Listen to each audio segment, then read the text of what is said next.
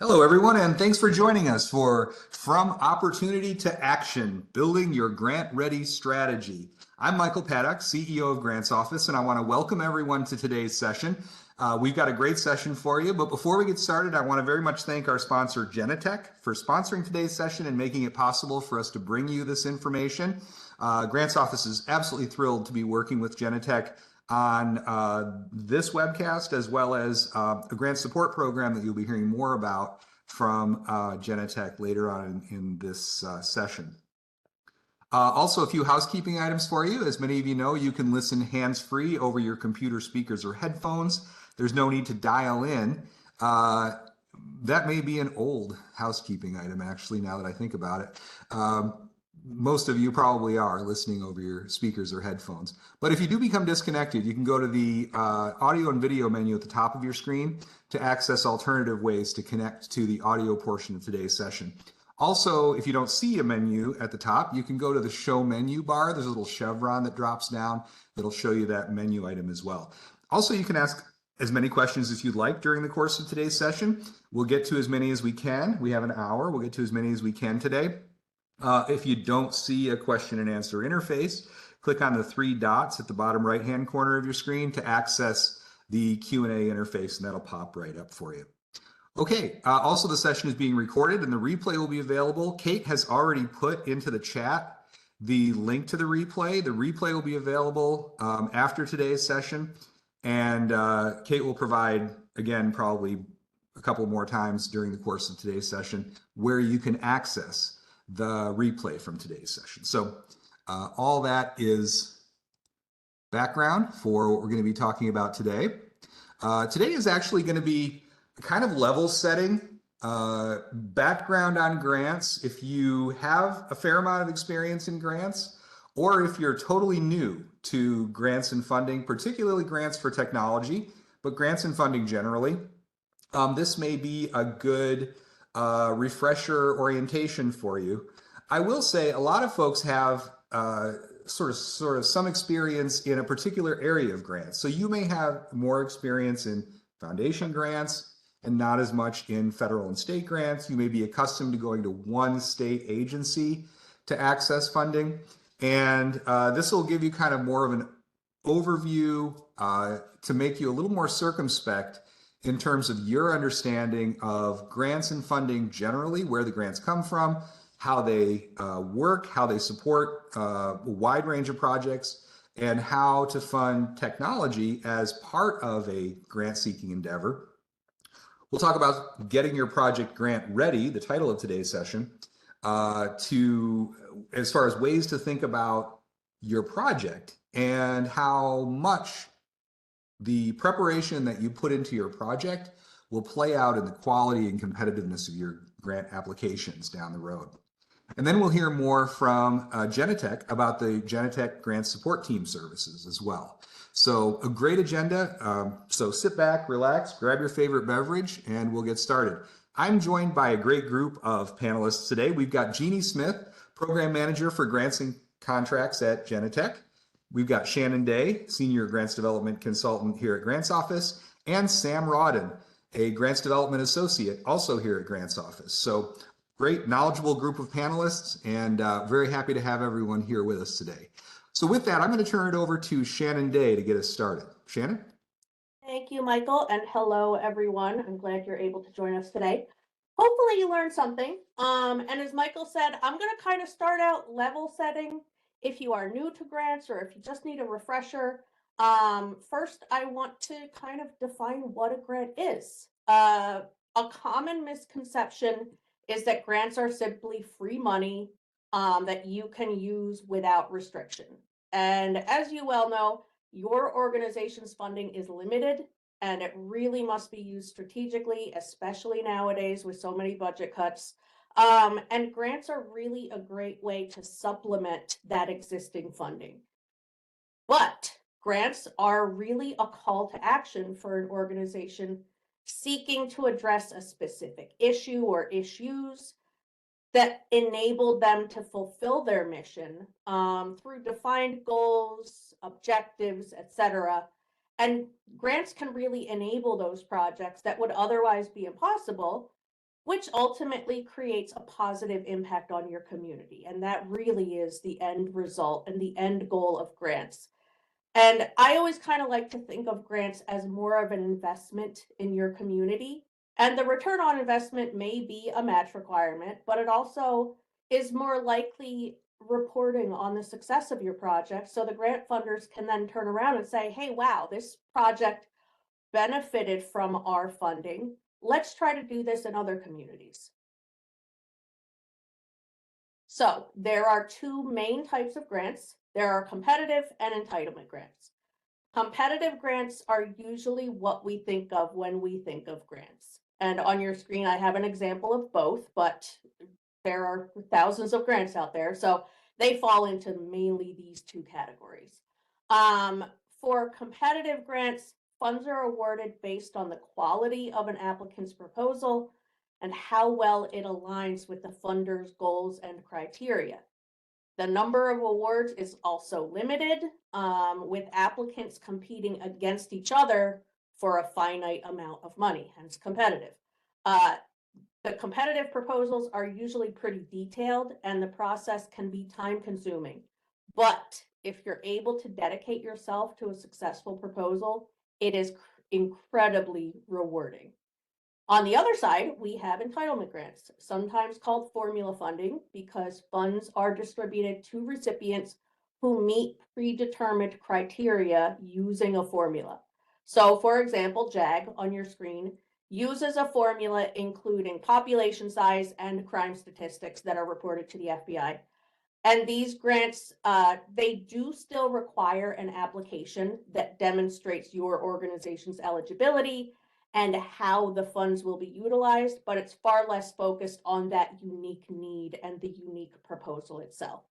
So summarizing, competitive grants are about winning a contest. You submit the best proposal to receive an award, whereas entitlement grants are about meeting the legal requirements and you are entitled to those funds if you fit the criteria. And the funding is usually formula based rather than determined by a panel review.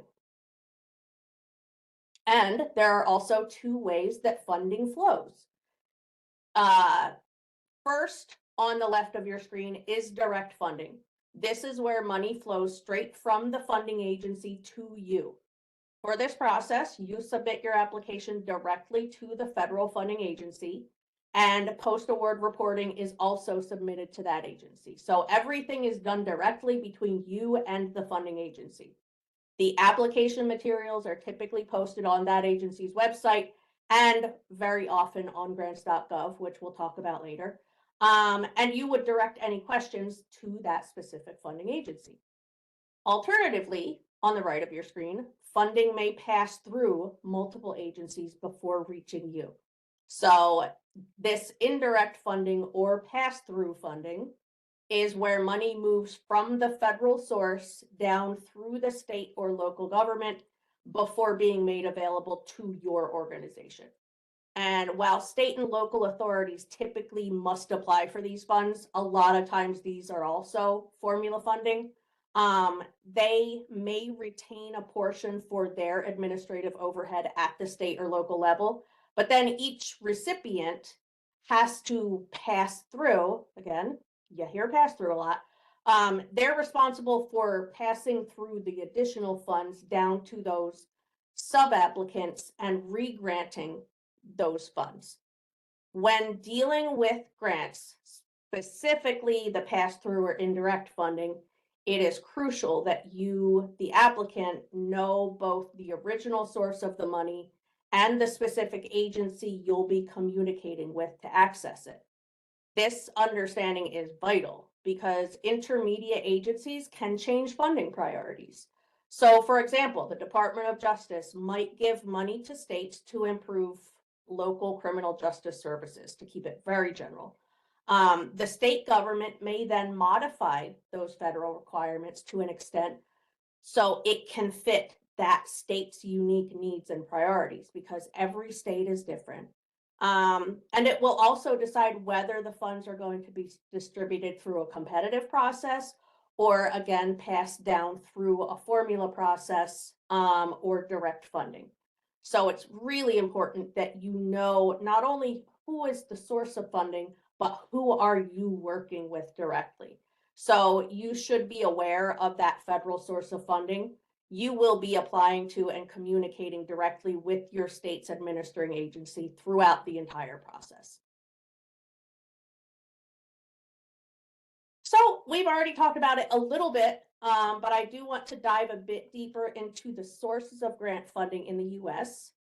There are federal, state, and foundations. And just to note, the dollar values shown here cover all types of grant making, not just those in the safety and security space, which is what we're talking about today. There are distinct advantages and disadvantages to each type of funder. So at the top, we see federal agencies. Federal grants represent the largest funding pool. There are 26 federal grant making offices at the federal level. And because these opportunities are typically open to applicants across the country, they are often highly competitive. And the application and proposal requirements are also significantly complex and can be quite demanding.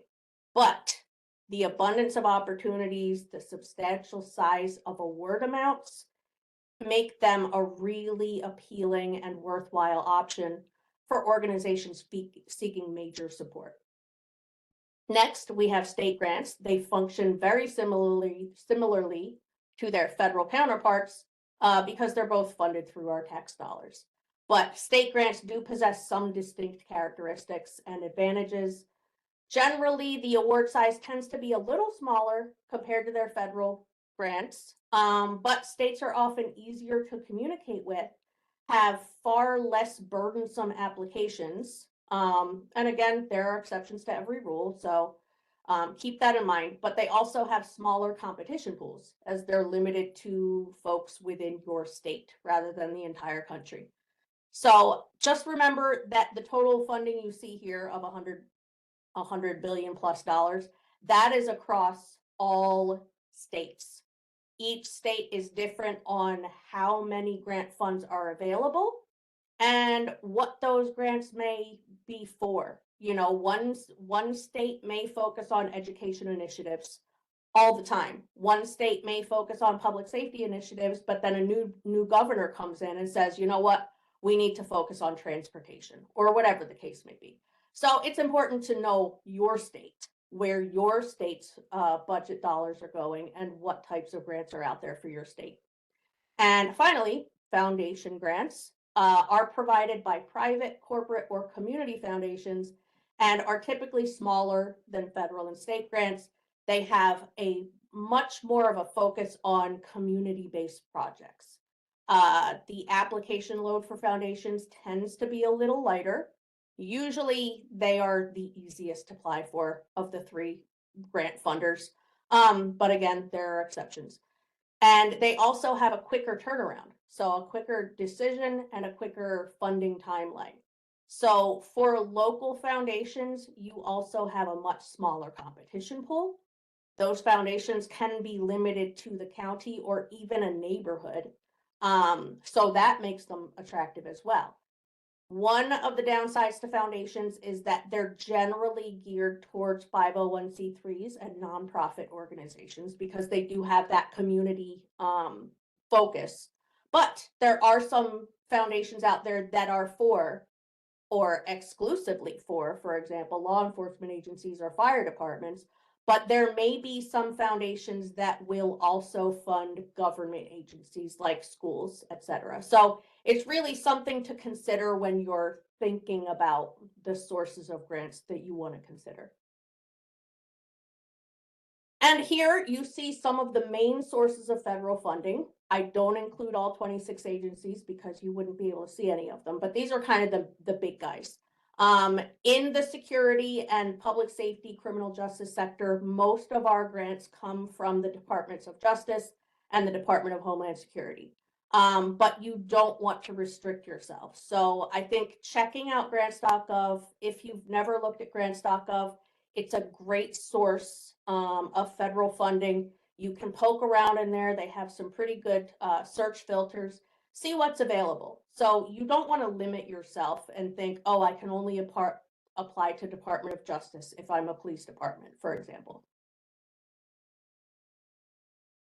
And I do want to mention, because we are looking ahead to 2026, where are we and where are we going with the federal funding process? So another continuing resolution, or CR, was passed, I think it's been a couple of weeks now. And this is funding the government through the end of January.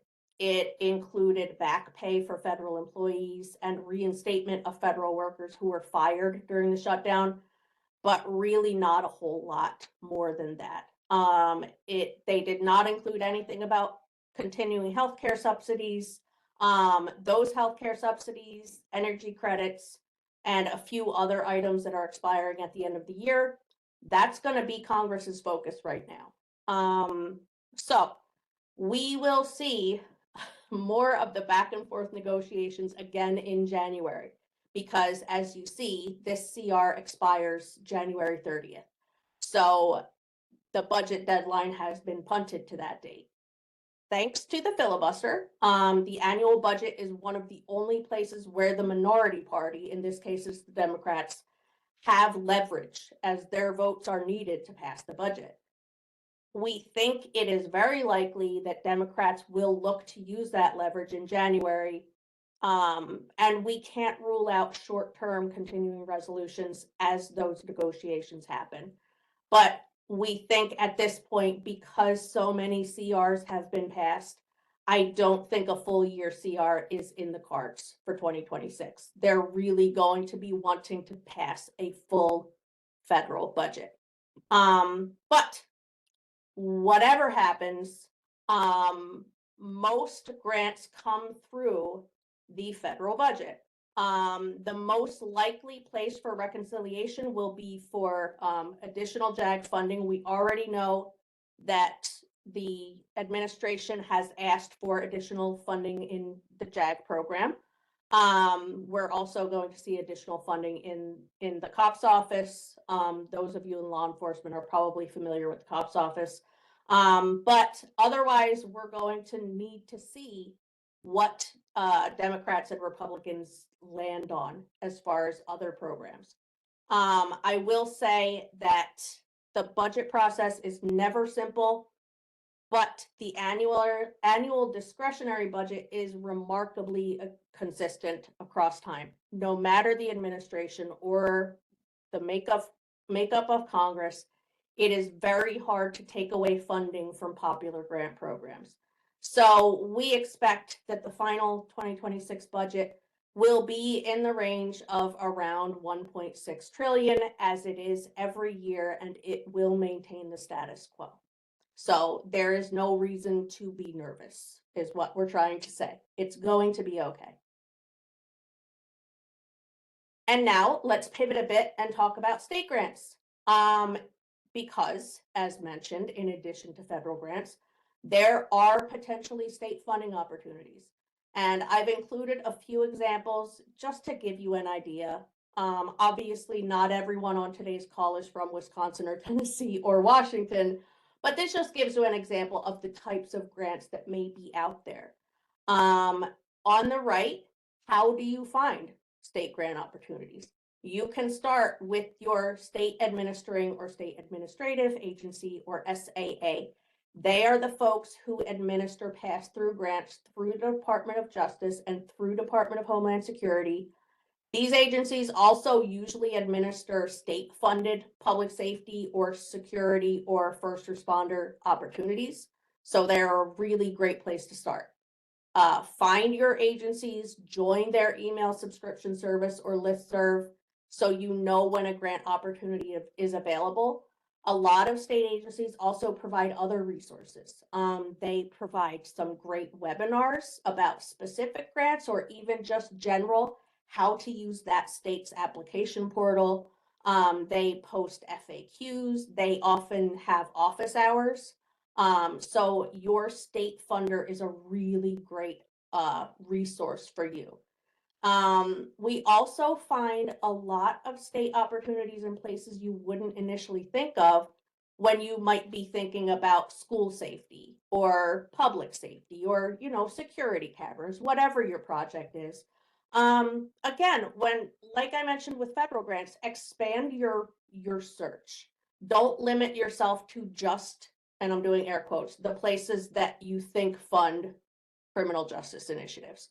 Start thinking about Department of Commerce, Department of Education, Department of Transportation, Attorney General's offices.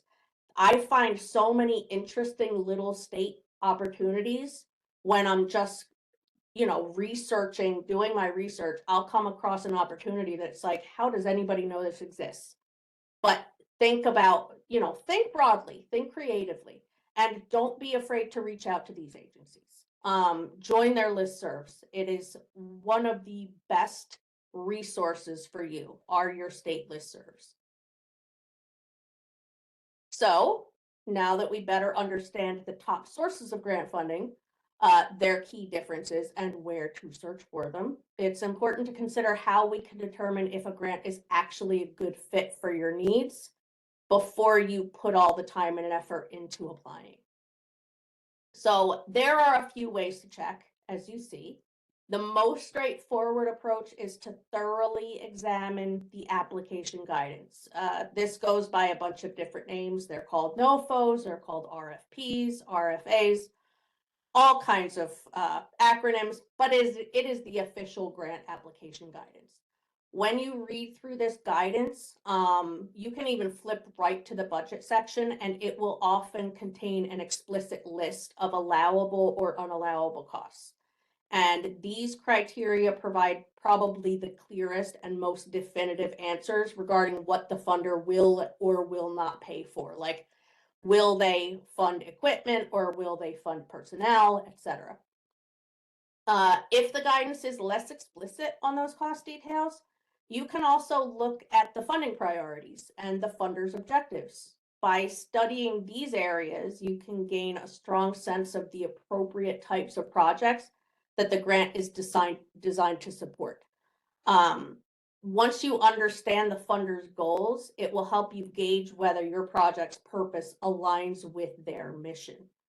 And another highly effective and also often overlooked method, this is one of my favorites, is to look at projects the agency has funded in the past.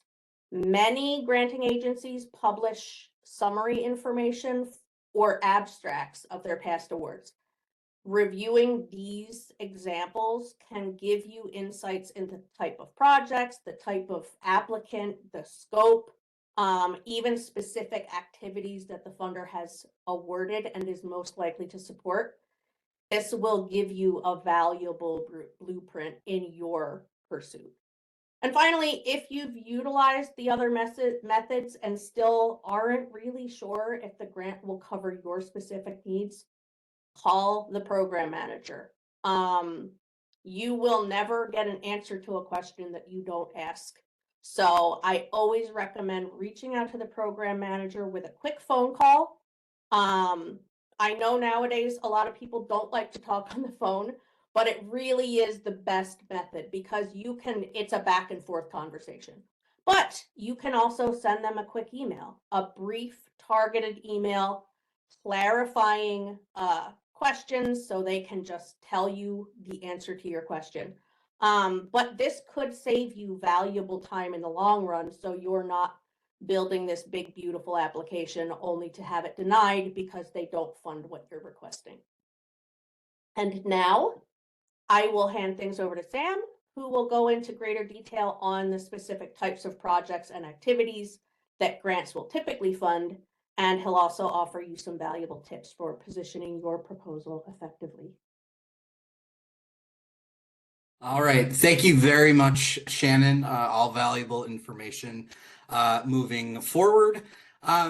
So I'd like to start just saying the importance of deciding if a grant is right for you. Obviously, this is hearkening back to those points that Shannon just touched on about checking guidances carefully and reviewing program priorities to find that right alignment with your needs is going to actually dovetail nicely into where we're going next here, which is going to focus specifically on knowing the role that technology plays in grants themselves and how it can fit into say a safety and security project for your organization. So first, I would like to touch on how most grant programs are structured. So when considering grants for technology purchases, they generally fall into two categories. Those designed to fund specific technology-based solutions, and then those intended to support a broader range of initiatives. And as you can see from the graphic on the left, grants that are dedicated solely to technology are relatively and usually uncommon. However, some programs do emphasize technology as that key element in achieving their broader goals and objectives. Typically, grants that fund components such as contractual services, supplies, training, and personnel, those are more widely available. Other funding opportunities may also support broader improvement initiatives. So whether those are focused on things like infrastructure, operations, or even organizational culture, while many they may not be as technology centered, they still contribute to creating a more effective and efficient project. While technology or equipment might represent one part of a comprehensive project, it is going to be important to remember that successful proposals really show how these tools are going to integrate into the overall goals or mission of the initiative or project. Really, we like to say that grants fund holistic projects, not just the products themselves. You'll hear me say that several times throughout this presentation, but the graphic on the right is showing how a typical grant budget might be distributed across these various components. The technology that you are requesting could be a major element, but other aspects, thinking of things like project management or staff training, or even implementation support, should also be included in a proposal to create a more complete and well-rounded project. But ultimately, the takeaway here is that grants, they rarely fund technology alone.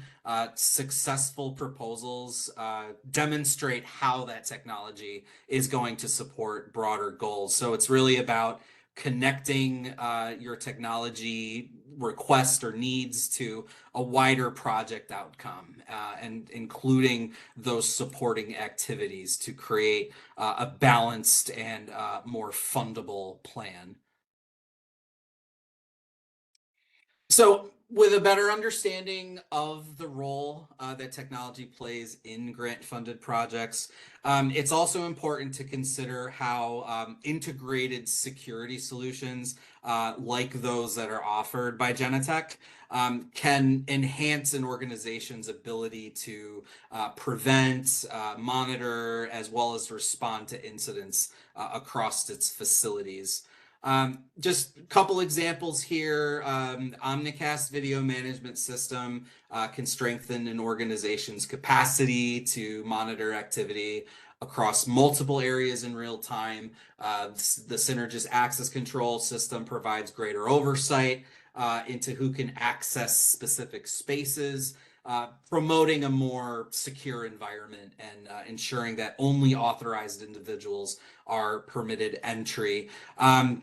Then the Sepelia communication management system helps streamline communication between key stakeholders as well as external partners, which ultimately demonstrates effective coordination and preparedness. So thinking about these solutions and when pursuing funding for this type of technology, it's going to be important to focus not only on the technology or the infrastructure components to go along with them, but also on those broader objectives, whether it's improving operational readiness, enhancing communication protocols, or fostering overall fostering a safer and more responsive environment.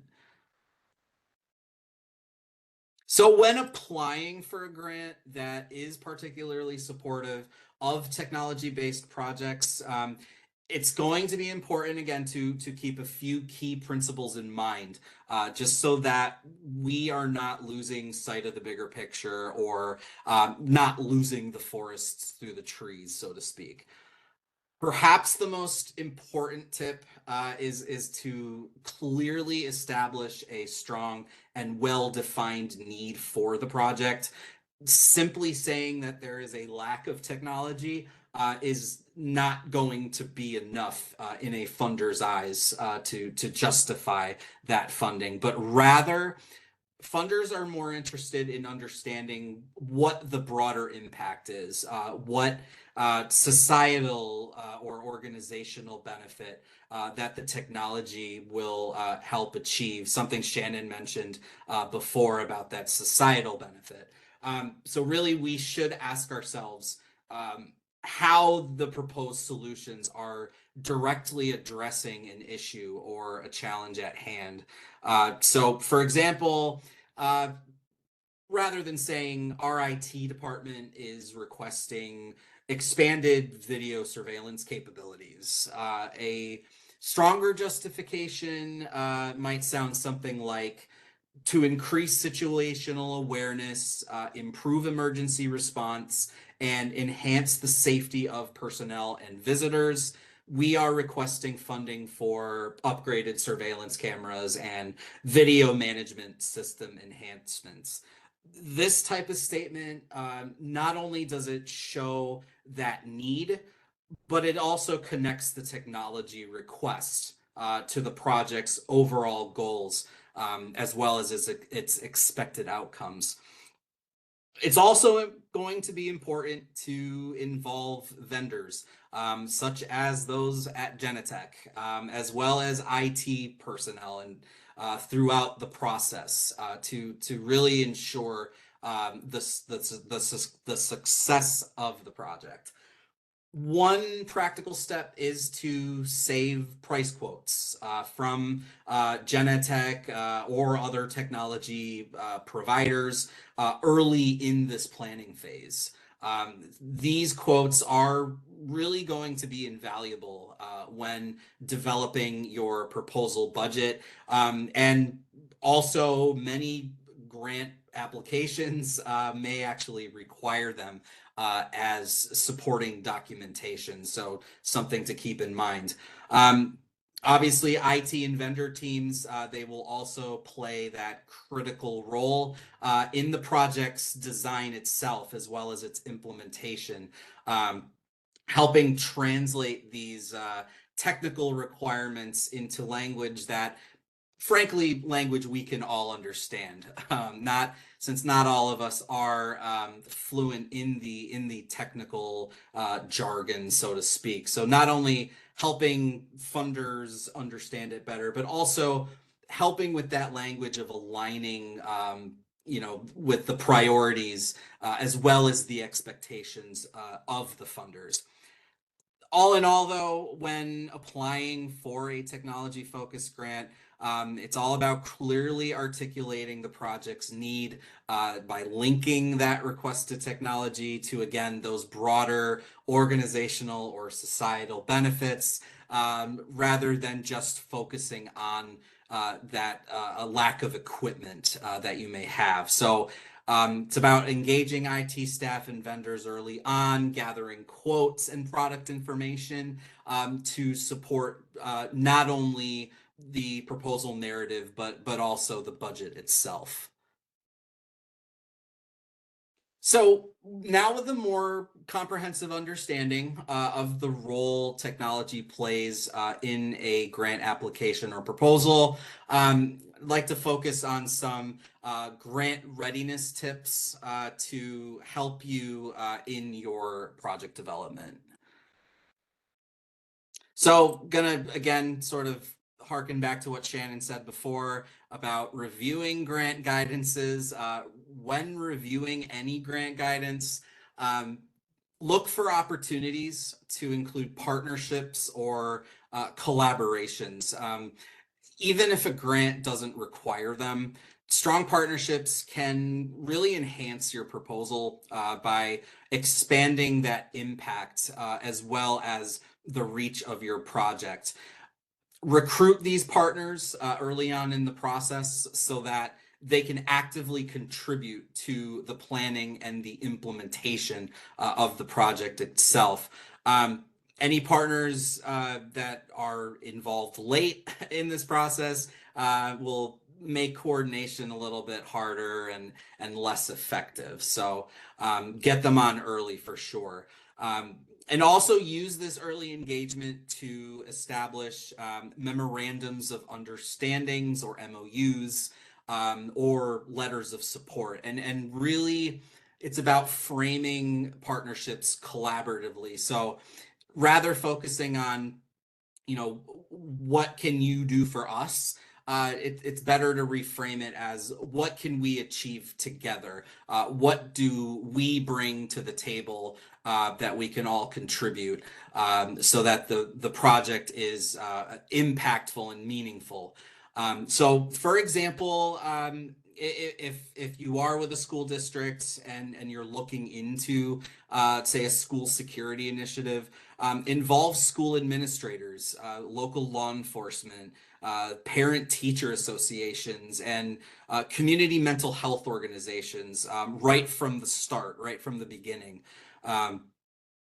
So together, you could develop something like, an emergency response protocol. You could implement safety training programs or coordinate on mental health support services. But ultimately, this is showing a funder that you have a comprehensive as well as a collaborative approach to keeping students and staff safe. Another example can be if you're looking to implement a public safety project for, say, a community crime reduction initiative. This would, again, involve local law enforcement, possibly neighborhood associations, maybe even social services agencies, getting them on board from the start. Which could mean jointly developing outreach programs, sharing data for targeted interventions, or coordinating safety workshops. But ultimately, all of this is going to, again, demonstrate that united community-focused approach within your proposal. So again, when preparing a grant application or proposal, look for those opportunities to highlight those partnerships. They can really strengthen your proposal by broadening that impact and that reach.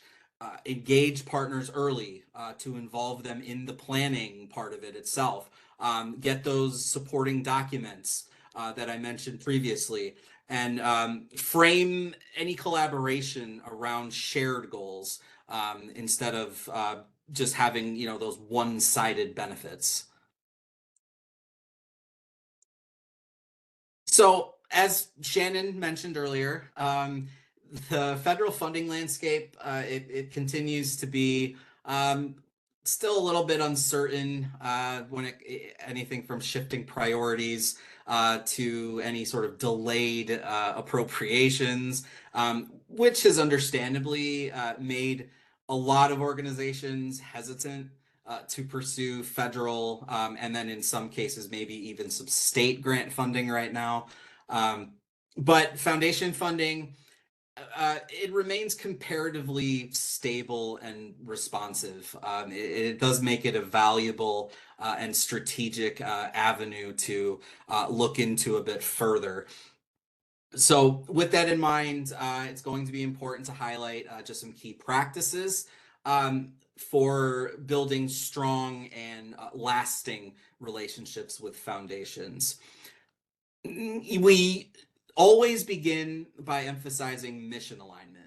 Foundations want to know that we're not just seeking funding, but that we share their values as well as their long-term goals.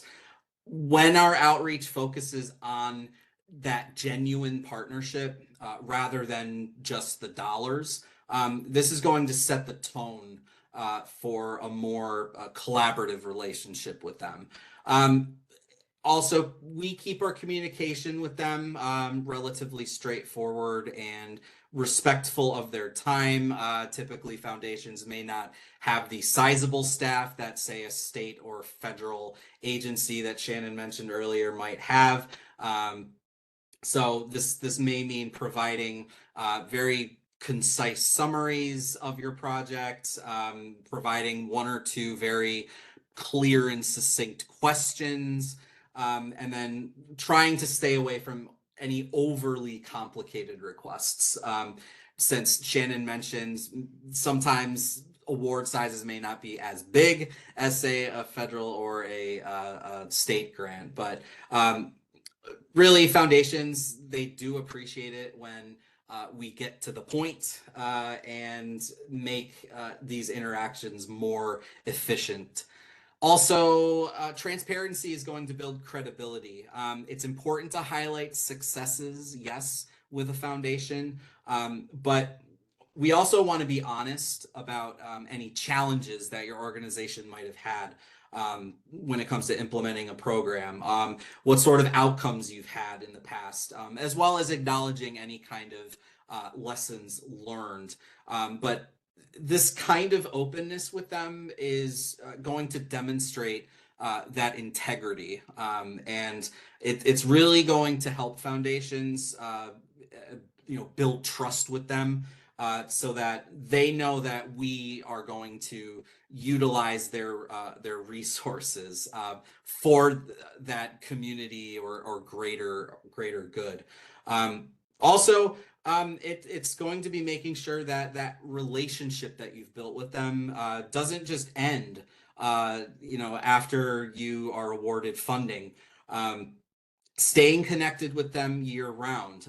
This could include quick updates on progress of the program that you've implemented, that they've helped fund, and updates on the impact as well. This is really going to show again that this is going to show a foundation that their investment is really continuing to make that difference, and that we are committed to that ongoing partnership. So let's say you're thinking of approaching like a local community foundation that focuses on, we'll say, youth mental health.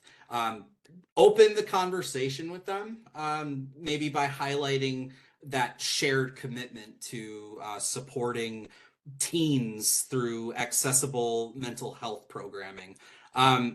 Then sending a short, maybe 2-paragraph overview of what project you're looking at, rather than just overwhelming them with, say, like a 20-page proposal, and providing just maybe 1 or 2 key clarifying questions to really and truly understand a good fit with the foundation.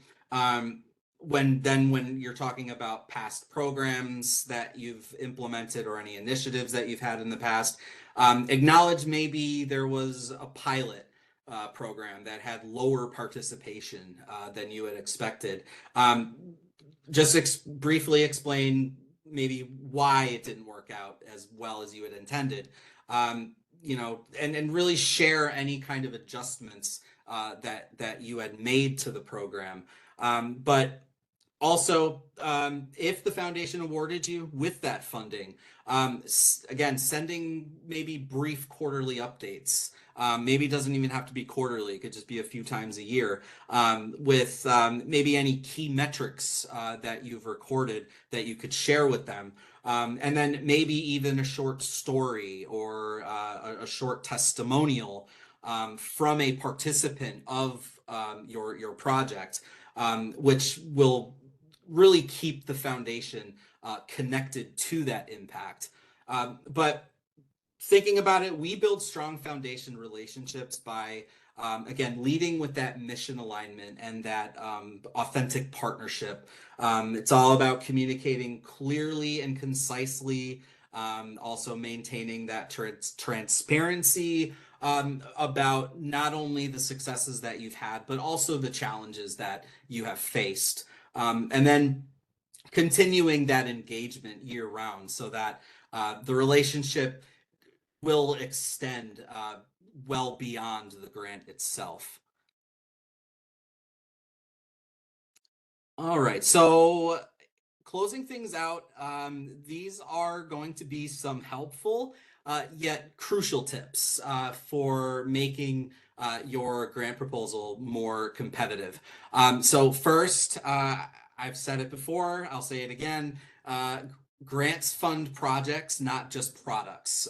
So instead of simply telling a funder what you need, explain why you need it. A strong needs statement is going to start with what your project goal is, and then identifying those resources that are required to achieve it. So essentially, it's like putting the project first and then the product second. So rather than saying something like, oh, we need $10,000 for radios, frame it as to improve emergency response times in our community.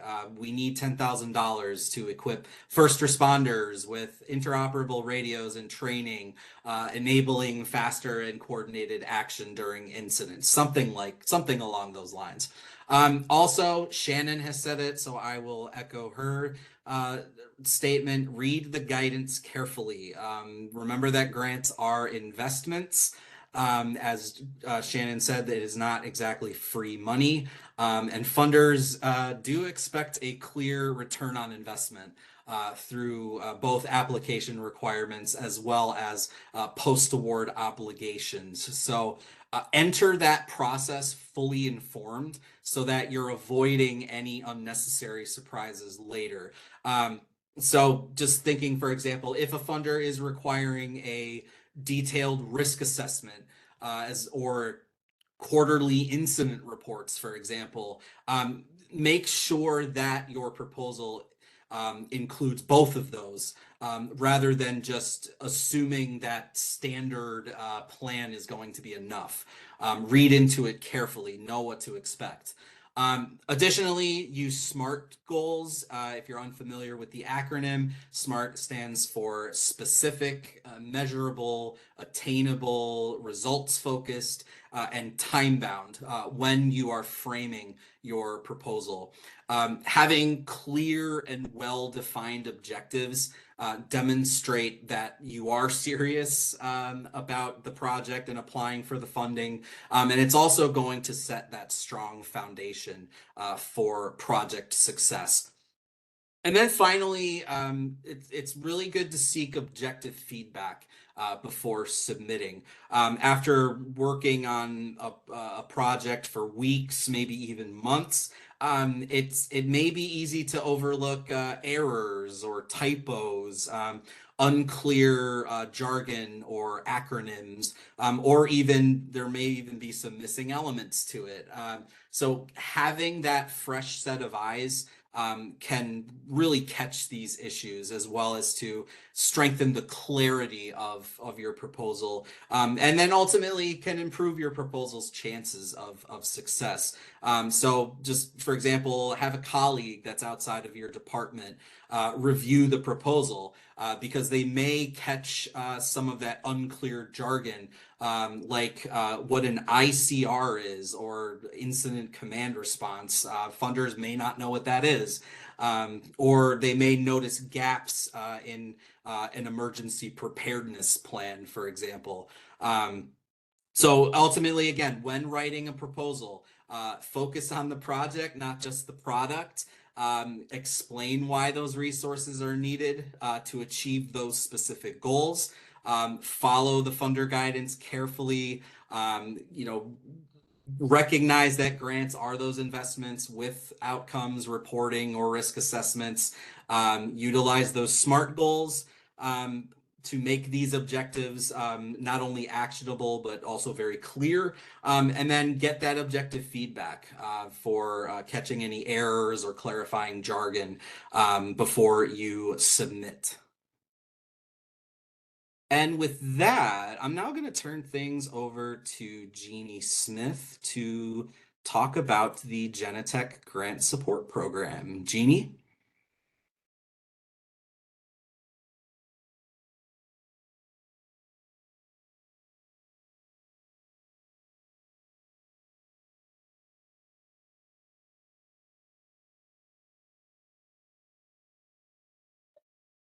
Jeannie, you might be. I'm talking to myself.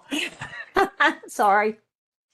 As many times as I've done that, I'm still talking to myself. Thank you, Sam. Thank you, everyone, for attending today's seminar, webinar. And thank you, Shannon and Sam, for all that great information.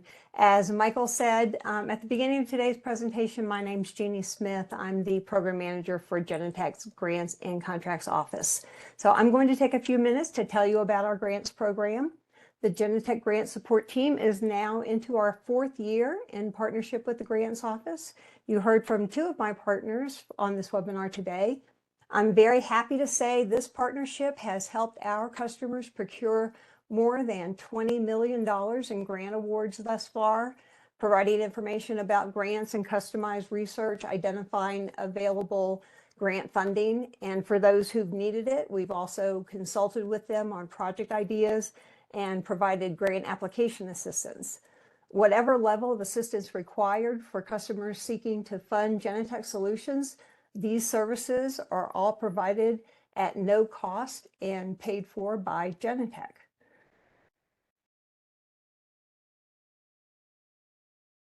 So grants are available for publicly funded agencies and nonprofit organizations across the United States.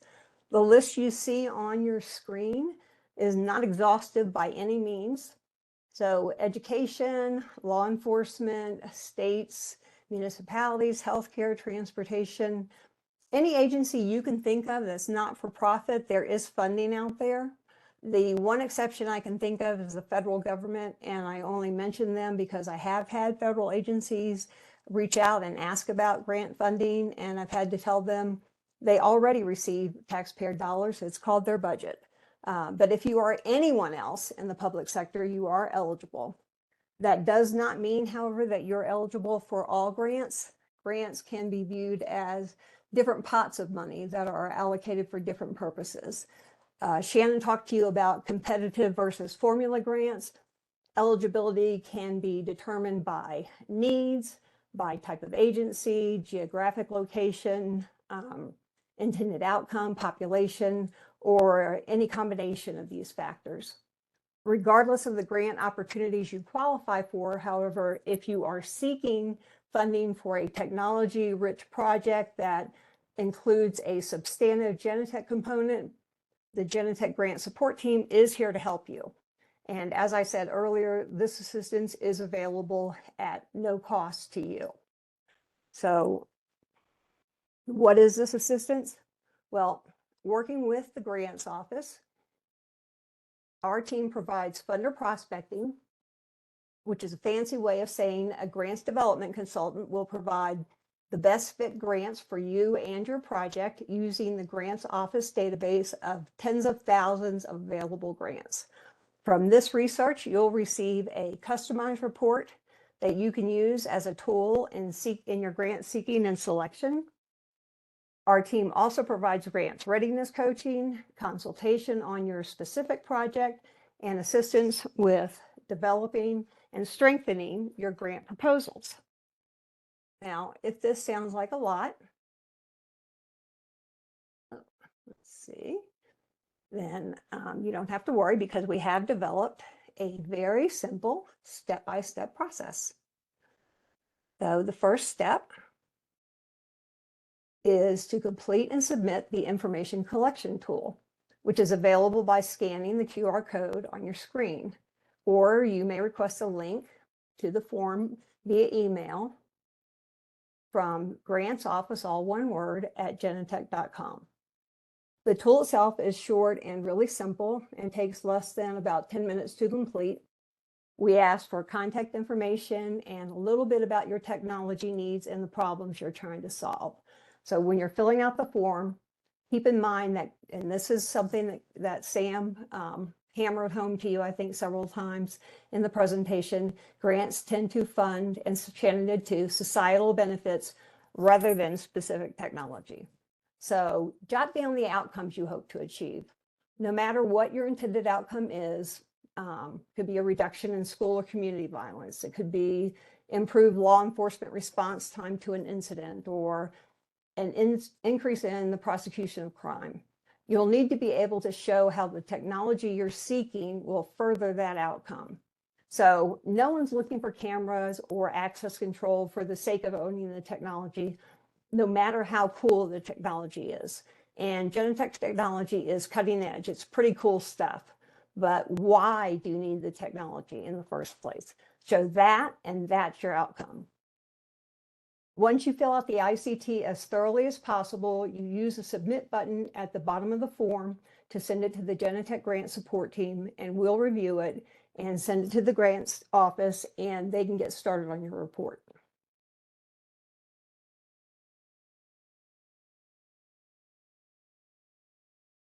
Your ICT is assigned to a grants development consultant who is an expert in your particular area or industry.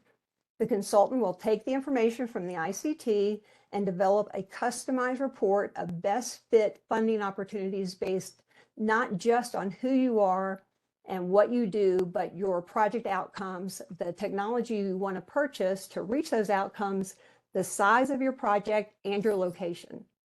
Once the report's ready, we'll send it to you and schedule a 30-minute call to review the identified grant funding opportunities with you. We'll discuss ways to hone your project to ensure it's a good fit with the identified opportunities, and we'll make sure that your outcomes align with funder priorities. That's something that Sam discussed with you right toward the end of his presentation. Very important. And then we'll talk with you about next steps. So customer participation is key in these calls and throughout the application process. That's the key to success. If you have a lot of grants experience, just not enough time to look for the grants themselves, your support could begin and end with the identification of grant funding sources. So in other words, you may just need the report. And if that's all you need, that's fine. You may want to go through the first call with us and take it from there. But support can run the gamut. For instance, you can ask for grant coaching and help with grant selection, or assistance with responding to notices of funding opportunities. Or perhaps you need assistance with proposal writing or with review and editing of your grant application. As long as you remain committed and actively engaged, we'll supply as much or as little support as you need. As the applicant, you as a customer have to submit your own application, but our team is happy to provide any guidance you might need on the process, up to and including sitting with you on a Teams call as you submit your application, if that's what you need. And if you think you'd be the first to ask us to do that, I promise you, you wouldn't. We will track all applications to award and be with you to answer questions along the way. And hopefully we will be the first to celebrate with you when you are successful. And that's it. That's our process. So thanks so much for allowing me to speak with you today. If you have any questions, feel free to put them in the chat. Now, Michael, I'll turn this back over to you. Thanks very much, Jeannie. Great information. Thanks very much for sharing that. I am going to go back to the screen you had, the Genetech screen, the Genetech QR code there to access support from the Genetech Grant Support Program. We don't have a lot of time, So I'm just going to go ahead and answer that. I answered in the Q&A one of the questions about what is a listserv. Second question that came up, do you have suggestions for connecting with the foundations that are invitation only and do not accept unsolicited proposals? It's not that unusual. Happens. Two quick ideas there. One is to send a letter describing your project to the foundation and just ask if they would have an interest. They'll reach back out to you if they do. The other is personal contacts. There is information in Grants Office communities about contacts. So if you haven't been to communities, Grants Office communities, check it out. About the contacts that are available. Going through the Genetech Grant Support Program, we can also provide that information to you. Contacts at the foundations that you can reach out to. Either way, it's really about just quickly summarizing your project and asking if the foundation might have an interest. If they do, they'll reach back out to you. Okay, those are all the questions we had. I want to thank our presenters for sharing their knowledge and insights with us today. Jeannie Smith, Program Manager for Grants and Contracts from Genetech, Shannon Day, Senior Grants Development Consultant here at Grants Office, and Sam Rawdon, Grants Development Associate here at Grants Office. And all of you for your participation in today's session. Huge thanks. Thanks to Genetech for sponsoring today's session and again, making it possible for us to bring you this information. I hope you found this a valuable use of your time and we'll look forward to seeing you again on a future webcast. Have a great day, everybody.